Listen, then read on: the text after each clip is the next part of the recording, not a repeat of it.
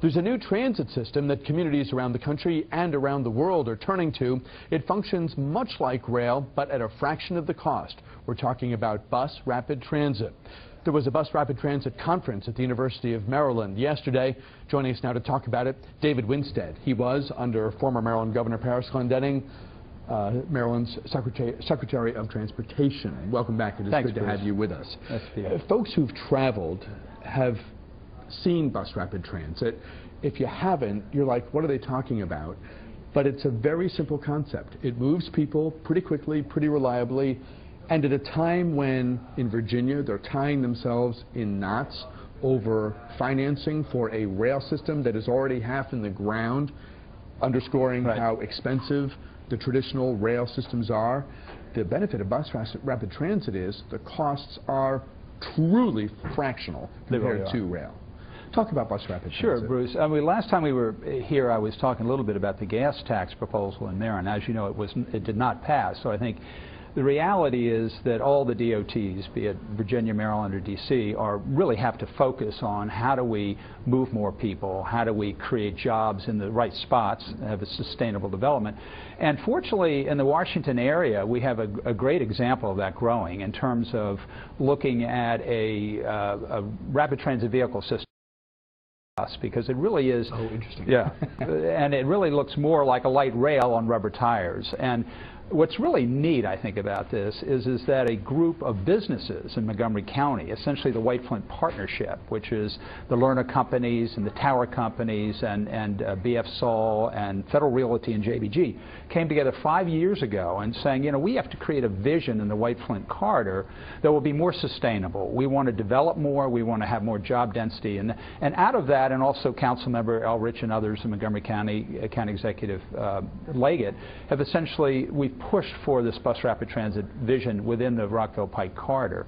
And it really has matured enormously now. And I think in terms of its payoff for Maryland, it's substantial. And we're watching some great visuals that are cobbled together from around the country. Some of it's animation, some of it's video. Bus rapid transit, or whatever the kind of euphemism or name you give to it, we're talking about, forgive me, but buses that have their own lane. So they're vehicles that can accommodate a lot of people, so it's like a rail car. It doesn't sit in traffic, so it's like rail. It comes regularly, so it's like rail, but cost-wise, we're maybe $1, but darn close, making it something that in theory is doable, even beyond, you know, well beyond White Flint, and in a much more comprehensive way we need to be thinking about. No question, no question. And you know, the groundwork has been laid. COG got almost a $60 million grant a couple of years ago to look at express bus service in the Washington area, connecting the metro stations. And so I really feel, and the most recent major case of conversion from that light rail that might be 20 or 30 million a mile to a bus rapid transit at 5 million a mile is a CCT, the Car to City Transitway, which connects Shady Grove up to Hopkins and Seneca. That was going to be a light rail. And now the county council, waiting for the governor, but has recommended rapid transit, bus rapid transit. And can you give the dollar comparison again? Well, in looking at bus rapid transit in Montgomery County, it can be as little as 5 million a mile. Versus like 30. Okay, so a 6 to 1. Exactly. 83% savings kind of thing. Exactly, it's huge. We suffer in the Washington area because we don't have it. I mean, a lot of these things, I know members of the county council, you know, they'll be on vacation somewhere and they'll be like, oh yes, we're visiting Seattle, but I want to stop and see the sewer because I know they have a great sewer here. So the poor spouse gets dragged to the sewer, literally. Because we don't have a single bus rapid transit system here in the Washington area, does that slow our move to a second, third, and fourth BRT system? Well, I think it has, Bruce. I think, you know, we are fortunately the beneficiary of a 103-mile metro system, and fortunately most of the jurisdictions, Montgomery and all the others, have concentrated growth around those transit nodal points. So we have really leveraged to a large extent the metro system. What's happening now is you have development off of that. For example, between the Red Line and Montgomery County, up the 270 corridor, where the mobility has become so decreased because of congestion. We have to look at options like this. So you're absolutely correct that secure lanes are key here. You need lanes for these rapid transit vehicles to go north and south in peak hours, and a proposal in Montgomery County, which will be coming out within the next week, really looks at headways of 3 minutes for bus rapid transit in key corridors like the Rockville Pike corridor. People would, even if they didn't do it every day, if they did it occasionally, it's more cars off the road. It's a win for everybody. Absolutely. Can you? How much engineering are we looking at in terms of existing roads? The one that is in my head is Veers Mill. Right. So could you re-engineer a Veers Mill road to have bus rapid transit in the median? And still keeps a good amount of laneage for cars, because we're always going to have cars. Right. We need room for cars. Yeah. Veers Mill and Georgia Avenue are currently being studied by State Highway. Montgomery County's funding them to look at including bus rapid transit on those two systems. So there are ways to accommodate it within the median. In some cases, they're curb lane systems. In the case of Montgomery County, there's some projection, the studies that have been done, that about 70% of a 150 or 60 mile system would be essentially secluded lanes, which would create huge mobility increases and give people protection on station accesses where the buses would have left doors and right doors, so that you could drop them off on either side of the station. So it is possible. Veers Mill is being studied right now. And is this the White Flint, or is this? This is actually the White Flint sector, about 460 acres, 30 acres in Rockville Pike, and you can see the rapid transit vehicles in the median, and they have a separate setback, and on the right side you have pedestrian and increased, you have bike paths, and then obviously redevelopment. In the White Flint plan itself, there's going to be another 2.5 million, just in the White Flint Mall, million square feet.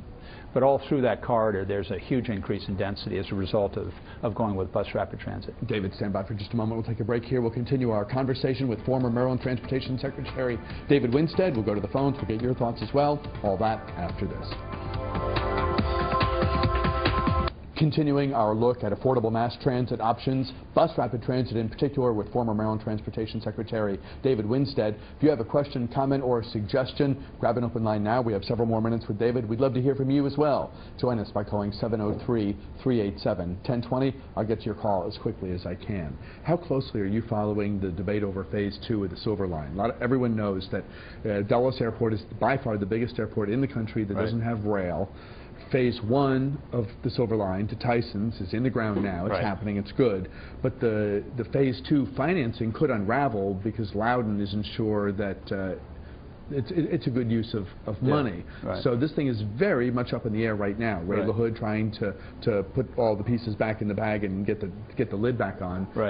Are you following it? What thoughts do you have? Well, Bruce, I think I think from the standpoint of being able, with the federal support that they've received, I really think that it is such a great intermodal connection. I mean, to a major international airport in the nation's capital, and to the going to occur in Tyson's Corner, it's a huge 40 times over the period of 30 years or something. So it really is, it is something that needs to be done. There's no question about it. And so it's a question of affordability now, budget issues, and tapping funding sources. We've had great examples. I think White Flint is one of them, where you've essentially had the landowners coming up and funding 70% of $600 million need in infrastructure. With major money. With major money. And I think that needs to be looked at. I frankly think this concept of bus rapid transit, building off of the Purple Line, the Silver Line, will create more. Need to be done on a development district basis. That is, along the alignment, how do we create property value for development? How do we tap that to fund the system? What's going on in Maryland right now? You've got a population that wants options in terms of how they get around. You've got a legislature that's the same party as the governor, and yet when he said we clearly need more money for transportation, and here's a proposal to do it, but I'm open to your ideas, but let's just make the bottom line, let's agree on the goal. More money in the Transportation Trust Fund. They couldn't get it done. What's going on? I think, Bruce, we had all the staging was perfect. I mean, you had a transportation department that had very little funds for new construction. I mean, they were maintaining the systems. They had a Blue Ribbon Commission that delivered a report, a governor that supported it, and a legislature that didn't take action. And I think you know, we chat about this, the gas tax issue and the parity of the gas tax. If you raise it, you know, 16 cents on the retail side, or 16%, you are going to create consumer issues, and I think they were concerned election year about that.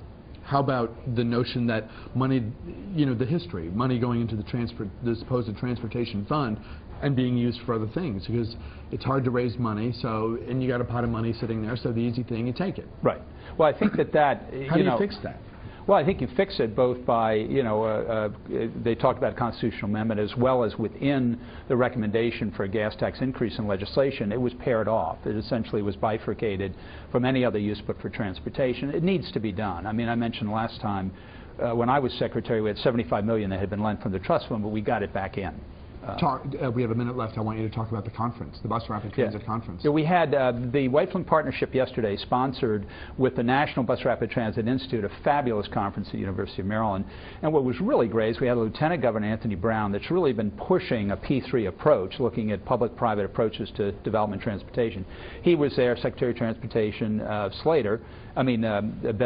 Staley, and also the Deputy Administrator of the FTA, Teresa McMillan, and they were very supportive of this vision of bus rapid transit and the White Flint example. So it came out very positively, and we also looked at Cleveland and LA and one other system as a case study. Is it happening in White Flint, or is it being considered? Well, number one, it was been proposed by the partnership, and they've done preliminary engineering, but a report's going to go in a week to the county executive that will be recommending a bus rapid transit system for the county. Interesting stuff. Bus rapid transit, possibly the wave of the future in terms of transportation options for us. David Winstead, former Transportation Secretary, always good having you. Thanks, Bruce. We're back in a moment with a program note. Don't go away.